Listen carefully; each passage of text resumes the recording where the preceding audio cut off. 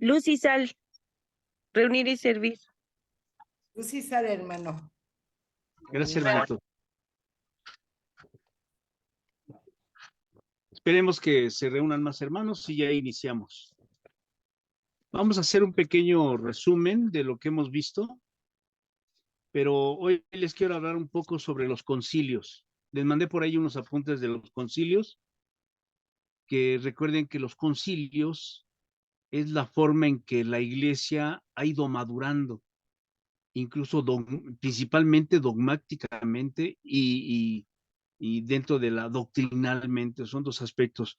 Recuerden que los dogmas los entendemos como las verdades reveladas por Dios.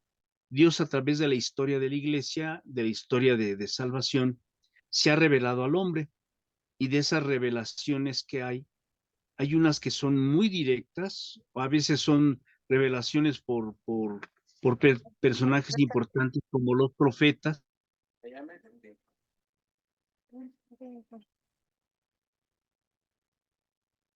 Ah, no, pues nunca llegó. Se supone que ahí tienen que entrar. Cerremos el micrófono, hermanitos. Sobrenatural, ¿sí? Pero bueno, cada quien, Ya. cada quien.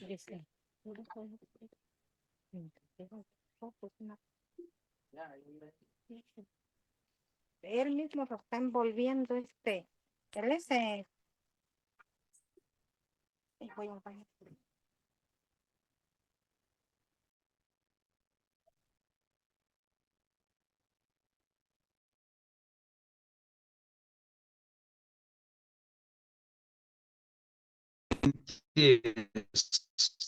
Teológicas, filosóficas, que vienen a contradecir los dogmas. Ahorita los vamos a ir analizando, que incluso se dan en la misma iglesia, o sea, con los mismos sacerdotes que se han ido formando en la misma iglesia, en la constitución de la jerarquía. Y ese es como va madurando la iglesia. Pero es importante que nos demos cuenta nosotros. Vamos a llegar al Concilio Vaticano II, que es el que nos está nos está normando en nuestro tiempo, pero como hay controversias también todavía en el Concilio Vaticano II. Vamos a analizar un poquito por qué se están dando esas controversias. Y inicia ya desde el Concilio Vaticano I, pero no es tan fuerte como ya el segundo. Muy fuerte, muy fuerte. Ahorita lo vamos a analizar para que vean cómo se ha ido dando estas etapas de la vida de la iglesia, que compromete la salvación de nosotros los seres humanos. Y aquí vemos que Satanás tiene mucho que ver en esto. Mucho tiene que ver. Así como en el paraíso se deja seducir Eva por la serpiente y Adán por su esposa. Entonces así también se va dando la seducción. Y recuerden que Satanás busca las formas de nuestras debilidades para ahí atacarnos. En nuestra vida particular, nuestra vida familiar, en la vida religiosa, en la dogmática, en la vida intelectual, en fin, son todos los aspectos que conoce perfectamente bien, porque él no tiene materia. Y nosotros, por esta materia que tenemos, tendemos a tener debilidades. Y ese es donde se aprovecha él, en esas debilidades que existen en nosotros. Y son miles, millones de demonios que imperan el universo y que tratan de encontrar nuestra debilidad para hacernos fallar. Eso es lo que sucede. Pues vamos a dar inicio, hermanos, en nombre del Padre, y del Hijo, y del Espíritu Santo. Amén. Vamos a hacer nuestra oración inicial. Señor Dios Padre Omnipotente, acepta esta asamblea eclesial, cuerpo místico de tu Hijo, nuestra cabeza. Recibe con agrado nuestra imperfecta actitud filial. Queremos darte gloria en la medida de nuestras fuerzas. Cristo, Maestro y hermano nuestro, ven y que santifica con tu presencia prometida nuestra reunión, expresión visible de nuestra unión invisible en ti. Únenos, enséñanos, guíanos, fórmanos, para que nos integremos en el equipo apostólico como aquellos 12 primeros. Divino Espíritu, luz preclara, fuego abrasador, vuelve a realizar en nosotros con plena Divino Espíritu, luz preclara, fuerza abrasadora, vuelve a realizar en nosotros tu iglesia en la perenne Pentecostés para que plenos de sabiduría, valor y entusiasmo, al salir de nuestra reunión vayamos a derramar a nuestro ambiente los dones para gloria del Padre y salud de los hombres. Santa María, Madre de la Iglesia, siguiendo a Cristo nuestro hermano mayor, acudimos a ti buscando tu regalo, refugio de amor y escuela de apostolado. Forge en nosotros un corazón misionero, capaz de ilusionarse, de entregarse y de amar intensamente a Jesús y a todos los hombres. Amén. En el nombre del Padre, y del Hijo, y del Espíritu Santo. Amén. Bueno, vamos a iniciar dando un resumen breve, así muy... Historia de la Iglesia Universal. El inicio es con nuestro Señor Jesucristo en el año entre el 4 y el 6. Recuerden que nuestro Señor Jesucristo no nace en el año 0. El parteaguas de la historia debería ser nuestro Señor Jesucristo, pero sucede que nace entre el 4 y el 6, antes de como se marca en la historia, antes de nuestro Señor Jesucristo, entre el 4 y el 6. ¿Sí? Por lo tanto, nuestro Señor Jesucristo muere entre 39 y 40 años por esa falla. ¿Con quién continúa el fundamento de la iglesia que da nuestro Señor Jesucristo? Lo que se llama la comunidad primitiva. Y se establece con los 12 apóstoles. Dentro de los 12 apóstoles, el Señor va a escoger uno específico para que ahí se edifique la iglesia. En este caso va a ser Simón, que le cambia el nombre de Pedro. Recordemos que dentro de la mentalidad hebreica, el nombre va siempre acompañado con una misión específica. Por ejemplo, Abraham, el padre de las multitudes, o Saraí, Sara, sí, madre de los creyentes, Isaac, el hijo de la risa, en fin, todos van con una connotación de la vida, de la misión de la vida, ¿sí? Entonces, son 12 apóstoles, 12 obispos. Los obispos los comprendemos como los administradores de la iglesia. Y principalmente le llamamos obispo de Roma al Papa, que en griego quiere decir padre. Recordemos que ya el Nuevo Testamento se escribe en griego, ya no domina el hebreo ni tampoco la mezcla helénica. Se le llamaba helenismo a la mezcla que tenían ya los libros hebreicos con los griegos, y el griego se consideraba un paganismo, ¿sí? Entonces, y por eso se fundamenta en Roma, porque en Roma muere Pablo, muere San Pedro también, y de ahí es la Iglesia Católica Romana, por eso se le dice así. Estamos hablando en el siglo I después de Cristo.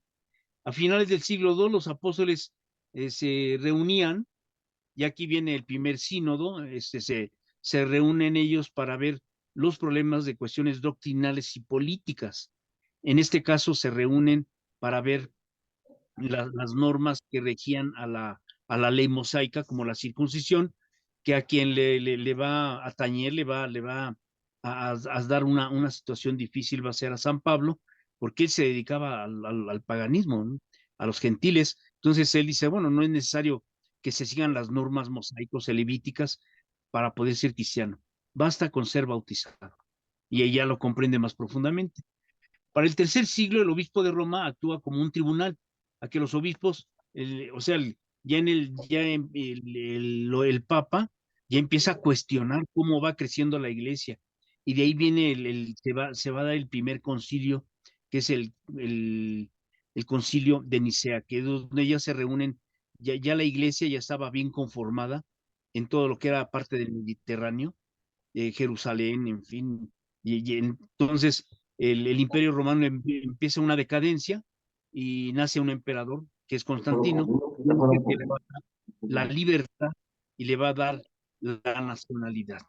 El cristianismo se extendió por todo el Imperio Romano, y a pesar de las persecuciones y de los conflictos, En el 313 después de Cristo ya está bien conformado. Por este periodo se reducen los mártires, hay decretos donde ya, ya no hay tantos mártires, ya no es tan perseguida la iglesia, ¿sí? Y vienen a conformar ya con más firmeza la vida cristiana. Y luego ya nace el emperador Constantino, y Constantino tiene una revelación en donde se le aparecen muchas cruces. Él va a ganar la guerra con Magencio, que es otro, querían el dominio de Roma.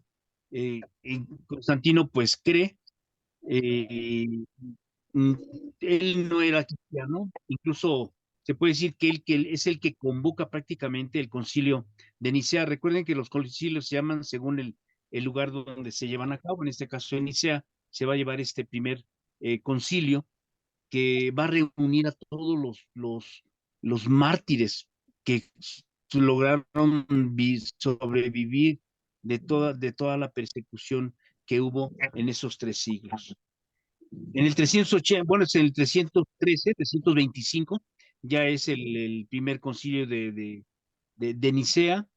En el 380 se convierte esa religión oficial del Imperio Romano, ya se acepta dentro del Imperio Romano como religión en el tiempo de Teodosio I, por el decreto del emperador hasta el Imperio del Occidente. Y más tarde el Imperio del Oriente, o sea, se va a dividir en dos partes el imperio, los occidentales y los orientales. De aquí vienen los ortodoxos, los ortodoxos griegos, que son los del Oriente, y los del Occidente, que prácticamente vienen siendo todos los de Roma, Francia, parte de Europa. Sí, hasta Constantinopla. Pero ahora recuerden que Constantino va a tener otra sede aparte de Roma, que es Constantinopla, que es muy importante para ellos. Son los periodos de los 7 concilios ecuménicos, o los primeros 7 concilios ecuménicos, que se llevan tanto en Constantinopla como en Roma.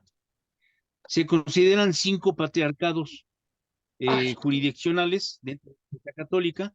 Se consideran que es el gobierno que se va dando: Roma, Constantinopla, Antioquía, Jerusalén y Alejandría. Así es como empieza a crecer la iglesia, pero prácticamente se empieza a dividir por el mismo imperio, que unos sí apoyan y otros no apoyan.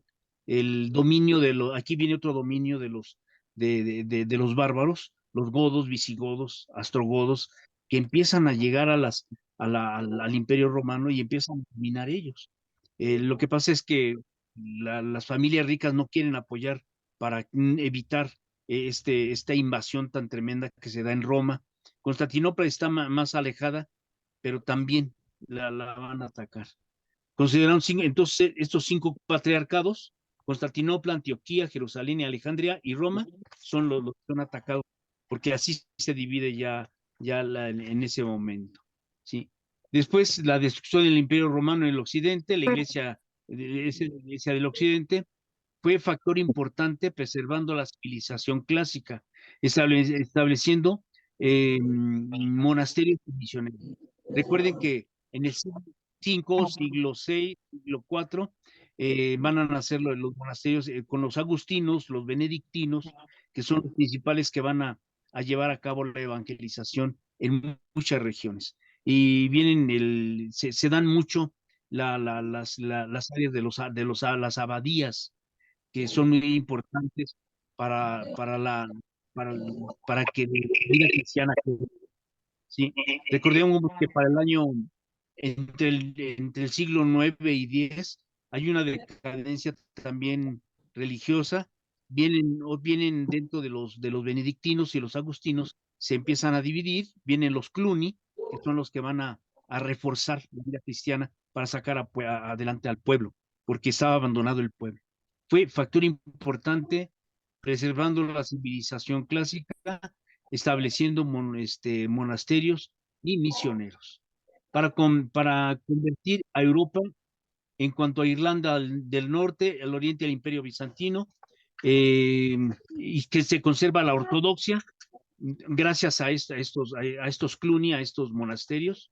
Mucho después de las invasiones, empieza otro problema muy fuerte que es el Islam.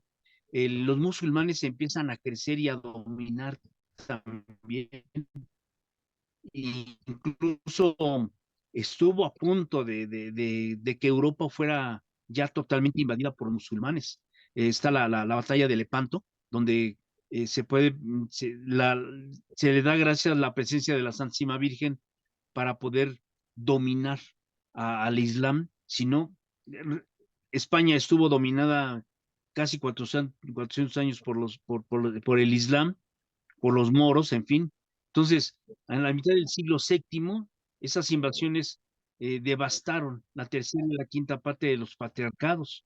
Jerusalén, Alejandría, Antioquía, y la mitad del siglo, o sea, fueron invadidas y fueron deterioradas. En los primeros siglos fue dominados luchas cristianas con el Islam cerca del Mediterráneo, los Poisters, los Tours, conservaban al oeste del católico, se conservaban todavía algunas regiones con una catolicidad fuerte, pero las invasiones eran muy fuertes. A pesar que Roma fue arrastrada en el 850, Constantinopla, situada en el siglo XI, las tensas relaciones entre la iglesia griega y todo el este. La iglesia latina y el occidente se convirtieron en el cisma oriental y occidental, o sea, viene la división ya de la iglesia del occidente y el oriente. Debido a los conflictos por las autoridades papales, la Cuarta Cruzada y el saqueo de Constantinopla por los cruzados relegados demostraron una brecha final para que fueran dominados. Fíjense, imagínense esa historia, cómo fue. Pero, ¿cómo fue madurando la iglesia? Vamos a verlo. Ahorita vimos un panorama así rápido hasta el siglo X, XII, en el 1054, ya los ortodoxos definitivamente se separan de la iglesia del occidente, ya no respetan la autoridad papal, ya no respetan las procedencias, cómo procede el Espíritu Santo del Padre y del Hijo, ya no lo aceptan. Hay partes dogmáticas, por ejemplo, a la Santísima Virgen no la consideran Inmaculada Concepción, sí la ven como una criatura más sí la consideran como madre de nuestro Jesucristo, pero no nacida sin pecado original. O sea, son conceptos que se van dando en los ortodoxos y pues se divide la iglesia. Sí. Bueno, pero ¿qué sucede en los concilios? Sí. El concilio es la reunión de obispos, las autoridades de la Iglesia Católica, y para resolver asuntos dogmáticos y de disciplina. El canon 377 y 343 o 47 del Código de Derecho Canónico nos marcan los concilios. Para el que va a convocar el concilio va a ser Papa, es el único que tiene que convocarlo, y a todos los de todo el mundo, de toda la Iglesia Católica, que se reúnan. De pasar hace el año pasado que se invocó el concilio ecuménico. El único que puede convocar concilios ecuménicos, o sea, universales, es el Santo Padre, nada más. Entonces, el Papa convoca el concilio ecuménico y aunque no esté presente, pero él lo tiene que confirmar y lo tiene que convocar, ¿sí? Entonces nosotros tenemos 21 concilios ecuménicos que se han dado a través de la historia de la iglesia, ¿sí? Todos los obispos del mundo se reúnen y van a determinar, ya por lógica, ya hay temas específicos que se tienen se tienen que ventilar para que en un consenso, el que lo revisa al final de cuentas es el Santo Padre, y es el que tiene la determinación que se lleven a cabo las ideas específicas, ¿sí? Son acción conjunta de obispos, después de que se determinan los actos o los temas, ¿sí? Y debe ser colegial, o sea, en unidad, todos en unidad tienen que resolver la situación. El primer concilio fue convocado por el Papa Silvestre I. Él estaba en boga como papa, pero quien va a influir mucho para que se lleve a cabo este concilio va a ser el emperador Constantino. Recuerden que él es el que le da la libertad religiosa a la vida cristiana, sale a la luz y ya se deja la persecución, ya no hay persecución. Se dice que cuando se convocó este primer concilio, pues llegaron muchos mártires, fue el concilio de los mártires, porque llegaban muchos obispos de diferentes partes de lo que era todo el Mediterráneo, de Oriente, de Occidente, pero sin pies, sin manos, sin ojos, o sea, todos los que soportaron esa persecución tan tremenda, ¿no? Fue, así se le llama el concilio de los mártires, ¿sí? Ahí fue donde se dio a conocer cómo había sido atacada la iglesia tan tremendamente. Y en este concilio, en este primer concilio que se lleva en el año 325, condenan el arrianismo. El arrianismo era una doctrina que dio a conocer un presbítero católico, arrio, ¿sí? Y él negaba la divinidad de nuestro Señor Jesucristo, en donde atacaba pues, la Trinidad Santísima. Él no decía que nuestro Señor Jesucristo era Dios verdadero y que nada más tenía una sola naturaleza, una naturaleza humana. Que Dios le daba determinados dones para realizar milagros, eso era diferente, pero él no aceptaba que tenía la naturaleza divina y humana, la unión hipostática. Él no la reconocía. Y por eso se empezó a dar en este concilio esta situación. ¿Cómo se va a determinar cómo se va? Incluso ya estaba en el imperio, ya estaba el arrianismo bien arraigado. Y este concilio va a venir a determinar claramente su ortodoxia, o sea, en el dogma recto que se tiene que llevar, cuál es la naturaleza de nuestro Señor Jesucristo.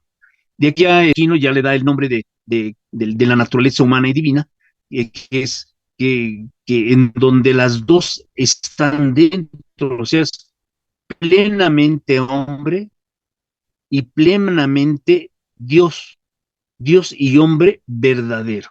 Sí, aquí es donde por primera vez, ¿no? Es el que nos domina hasta la actualidad, nada más que se complementa con con el concilio de Constantinopla, y de ahí le llamamos nosotros el credo niceno-constantinopolitano. Entonces, en el primero es el credo de los tres, que es el de Nicea. ¿Sí?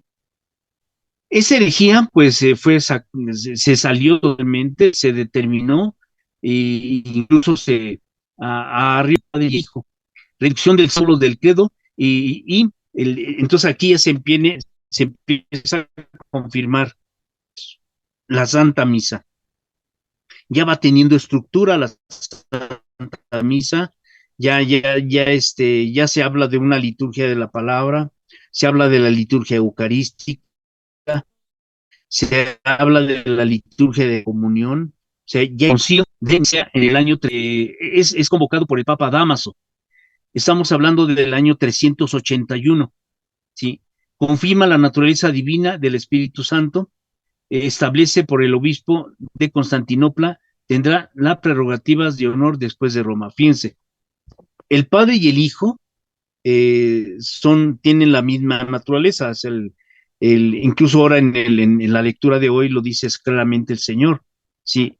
Yo tengo poder porque me viene de mi Padre de dar la vida, o sea, de resucitar a quien yo quiera. Él da a conocer claramente que Él tiene la naturaleza divina. Pero ¿quién es el Espíritu Santo? No se alcanzaba a comprender que hasta después ya se va a hablar de la Trinidad, ya en este concilio, concilio de Constantinopla, el primero, se va a dar a conocer ya la divinidad del Espíritu Santo. Entonces ya se va a ver como persona. Es una persona que tiene la capacidad de relacionarse con nosotros, con otra persona que somos nosotros. Cuando invocamos al Espíritu Santo, Él viene con nosotros y nos guía, nos orienta, ¿sí? Establece los obispos de Constantinopla, tendrá las prerrogativas y después de Roma, o sea, va a continuar, ¿sí? Ese es el segundo concilio, que estamos hablando del 381. Pasamos al tercer concilio, que es convocado por el Papa Celestino I, y se le llama el Concilio de Efeso, porque se lleva en Efeso, el 22 de junio del 17 al del 431. Condena el nestorianismo. Aquí viene ya otra corriente muy, muy fuerte. Nestorio, que es el que fundamenta esto, también sacerdote, ¿sí? Dice que la esencia humana y divina de Cristo son separadas, que hay dos personas, hombre y Jesucristo, y Logos y divino, pero están separadas, no están unidas. Tiene casi la misma tendencia que Arrio, pero ya ellos ya tratan de utilizar bueno, ¿cómo realizaba nuestro Señor Jesucristo los milagros? Pues por el Logos divino, así decían ellos. No era propiamente la persona de Cristo, sino era alguien diferente a él, que era el Logos divino. Y de ahí viene a contradecir totalmente lo que es la Santísima Trinidad. Entonces es una herejía.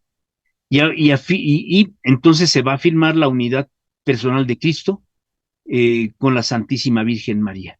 Sí, o sea, hay una unión íntima, por decirlo así, entre el Hijo y la Virgen María.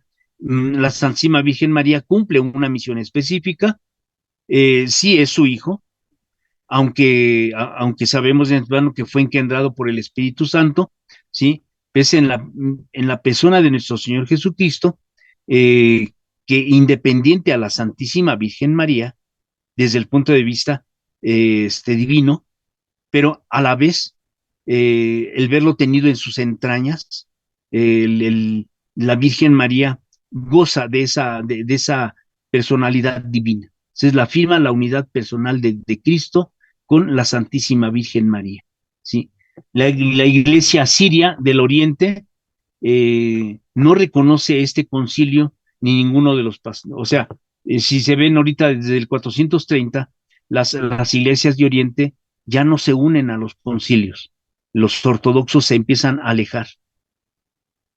Ese es en el tercer concilio. Cuarto concilio se le llama Concilio de León y es se le llama Concilio de Calcedonia y es convocado por León I, Magno, ¿sí? El 8 de octubre al 1 de noviembre y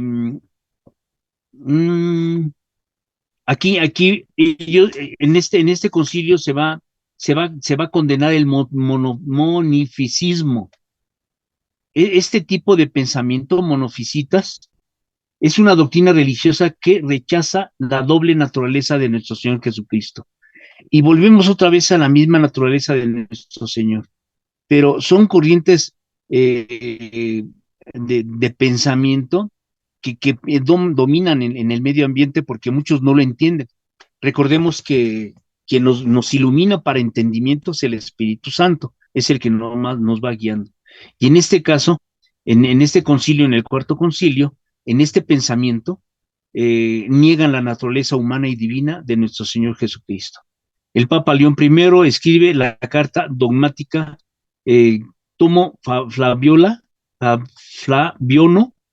Las iglesias ortodoxas orientales no reconocen este concilio ni ninguno de los posteriores. O sea, volvemos otra vez a lo mismo, ya la división que se va dando con las iglesias orientales. ¿Sí? Entonces, ya tenemos el cuarto concilio ecuménico. ¿Sí? Vamos con el quinto concilio dirigido por Virgilio, llamado Constantino Constantinopla II. Fue constituido del 5 de mayo al 2 de junio del 553. Ya para el año 500 ya se empezaba a oír de los musulmanes. Ellos se fundamentan bien en el año 600 por Mahoma. ¿Sí? Habían caravanas que venían desde Arabia, que iban a la Meca para adorar la piedra que les reveló el ángel Gabriel, según sus tradiciones, y Mahoma es el que va a tomar la batuta para poder empezar a hacer esta mezcolanza, es lo que llaman el Corán, entre lo que es el pensamiento hebreico, cristiano y arábigo, o sea, todo se mezcla ahí. Sí, ese es donde va a empezar a surgir también los musulmanes. Cadena de las enseñanzas de Orígenes y otra cadena de documentos. Aquí se viene también la polémica que había con respecto a la naturaleza de nuestro Señor Jesucristo. Entonces, Orígenes empieza a dar esos pensamientos también, tipo de Nestorio, ¿sí? Entonces, el nestorianismo hablan que la esencia humana y divina de Cristo son separadas y se vuelve otra vez a este problema que ellos se va a condenar en el quinto concilio ecuménico. Condena las enseñanzas de Oriente y de otras condenas, documentos históricos designados al nestorianismo. Y es condenado Nestorio. El sexto concilio ecuménico es dado por el Papa Agatón y se le llama el Constantinopla III. ¿Por qué? Porque se lleva en Constantinopla. Es el tercer concilio de Constantinopla. Del 7 de noviembre del 680 al primero del 6 de septiembre del 681, dura un año aproximadamente, dogmatiza las dos naturalezas de Cristo y condena el monoteísmo. O sea, se reconoce cuál es la naturaleza humana y divina y se condena el monoteísmo. ¿Sí? El séptimo concilio Adriano I se llama Nicea II. Adriano I es el Papa que lo convoca el 24 de septiembre al 23 de octubre del 787. Regula las cuestiones de la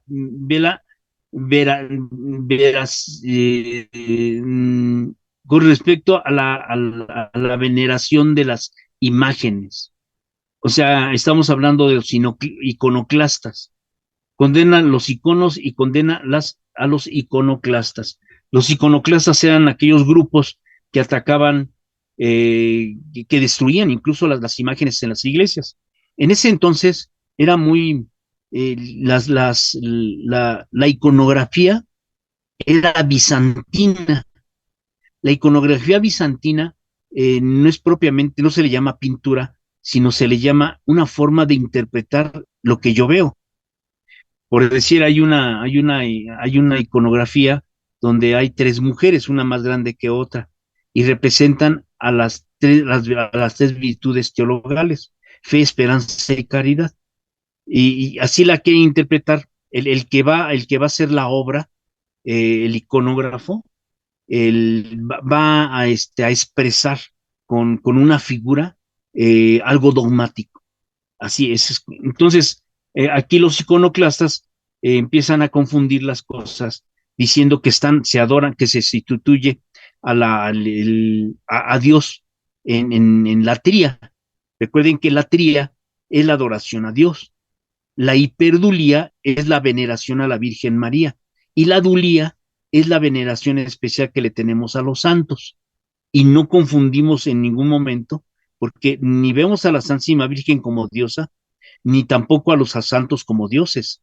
Son los intermediarios o los que les pedimos para que ellos pidan por nosotros ante nuestro Señor Jesucristo. Entonces, en este concilio se da a conocer cuál es el sentido real de la iconografía y es condenado, ¿sí? Entonces estamos hablando en el 787, convocado por el Papa Adriano I, séptimo concilio, ¿sí? En donde se lleva a cabo ya este ataque tan tremendo. Fue una destrucción tremenda de imágenes, porque ya venían grandes pintores, grandes escultores que interpretaban la Sagrada Escritura y era divina, por decirlo así. Así lo vemos. Octavo concilio ecuménico, convocado por el Papa Adriano II. Se llevó a cabo en Constantinopla. Es el cuarto, celebrado el 5 de octubre del 869 al 28 de febrero de 1870. Condenación de deposición de Facio, o sea, uno de los patriarcas, patriarca de Constantinopla, encierra temporalmente el primer cisma del occidente. O sea, ya estamos aquí hablando de cómo ya en el 869 se empieza a dar ya con más claridad ese cisma, esa separación de la iglesia del oriente con el occidente. Noveno, es convocado por el Papa Calixto II. Se le llama Letrán primero, pues se lleva en San Juan de Letrán, en Roma. 18 de marzo del 6 de 1123. Encierra la querella de las investiduras, independencia de la iglesia. O sea, aquí ya empezamos a ver ya las vestiduras, o sea, los ornamentos que tiene que tener la jerarquía. Aunque se van tomando todo lo que son los ornamentos, se toman también en alguna forma de otras culturas. Por ejemplo, la dalmática que utiliza el diaconado viene de Dalmacia y de ahí fue donde la tomaron. Sí, en cierta forma de los emperadores, lo que eran las grandes capas que ellos utilizan, vienen las casullas. Las casullas eran la parte elegante de presentarse. En vez de las coronas eran las tiaras, también que viene también como un elemento la tiara era propiamente para el papa. Después ya van a ser las mitras. La tiara era como un gorro alargado pero cerrado. Sí, no eran coronas tampoco, pero de ahí viene el origen de cómo se utilizaban las tiaras o las mitras. Sí. Entonces noveno, el Papa Calixto II, el concilio se llama Letrán del 1123, ¿sí? Y encierra la querella de las investiduras, o sea, cuáles son las investiduras que tienen que tener los sacerdotes y los papas, ¿sí? Y empieza la independencia de la iglesia en los poderes temporales, o sea, ya se debe de independizar la vida temporal con la vida monacal o la vida clerical. Tiene que haber una división entre una y otra. Por decir, un sacerdote, hablamos de un sacerdote de una diócesis, diocesano. Sí, está en su parroquia, pero tiene que estar en su casa parroquial. Y es llamado hacia las comisiones que le da la diócesis, pero no es propiamente de una familia. Claro, si tiene a su familia ahí cerca y va y las visita, pues es una visita, pero su lugar de él es la vida parroquial. En cambio, los sacerdotes religiosos, ellos regresan a su comunidad, su casa de ellos es la comunidad donde crece su desarrollo, donde ellos se formaron, ya sean franciscanos, dominicos, porque también se van a dar. Recuerden que ya hablamos de la vida monacal entre el siglo V, VI, VII, ya los benedictinos, los agustinos, y son los que llevaban también una vida de claustro, incluso una vida contemplativa. Entonces ya estaban separados de la vida temporal a la vida monacal o la vida interior de ellos. Actualmente los sacerdotes diocesanos tienen más libertades que los sacerdotes religiosos. Los religiosos tienen que estar constantemente comunicándose con su congregación para que ellos se desarrollen junto con su congregación. Incluso sus oraciones son comunitarias. En cambio, el sacerdote diocesano es un poco más aislado, aunque vive en su vida, también debe de vivir su vida parroquial, con su comunidad y en fin, pero tiene que ser también separado. Entonces ahí se habla, en este concilio del Papa Calixto, da a conocer esa independencia de la Iglesia por delante del poder temporal. En el 10º, el Papa Inocencio II, Letrán, vuelve al obligatorio del celibato. O sea, por primera vez ya en el 1139 se va a dar a conocer que los sacerdotes tienen que ser célibes, o sea, solteros. Miren, aunque va unida lo que es el celibato y o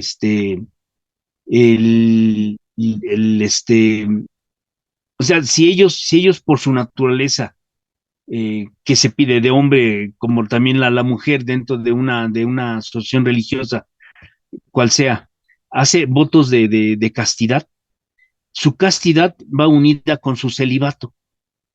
Su celibato es que no se pueden casar. Su castidad va unida a su celibato porque lógicamente no pueden tener una relación con ninguna mujer, porque su vida, su castidad es un regalo, un obsequio, una donación a Dios. Así también la mujer se casa con nuestro Señor Jesucristo y dona su vida, su castidad al Señor. Ese es el sentido que tiene el celibato con la vida, con la castidad. Ahora, ¿qué sucede dentro de la práctica? Vamos a suponer que un sacerdote por X circunstancias viola su castidad, pero no se puede casar. El problema está de que si llega a embarazar a esta persona, ¿cómo va a vivir?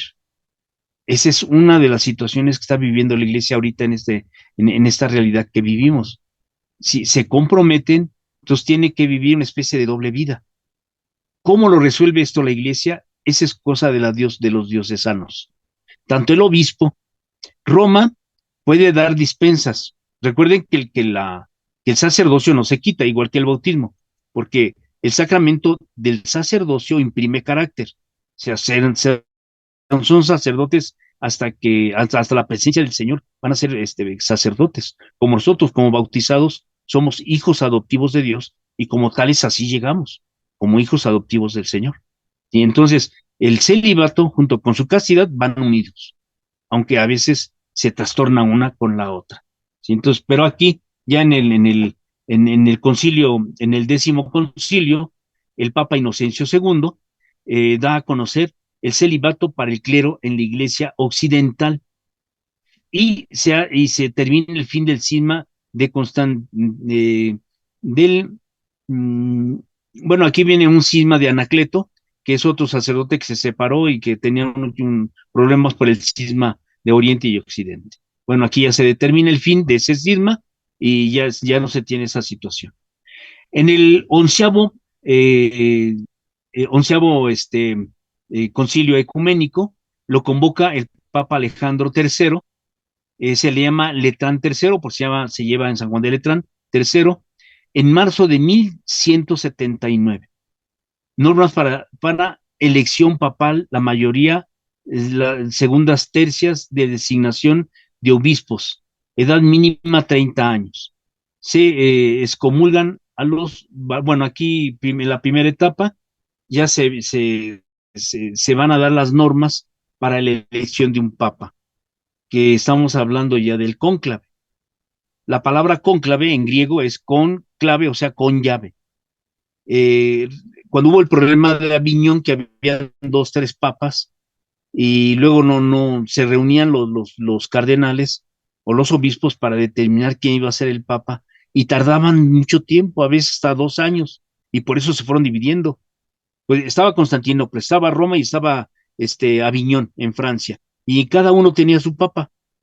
Entonces este problema fue muy fuerte por la falta de que hubiera esa unidad con todos los obispos, con los cardenales.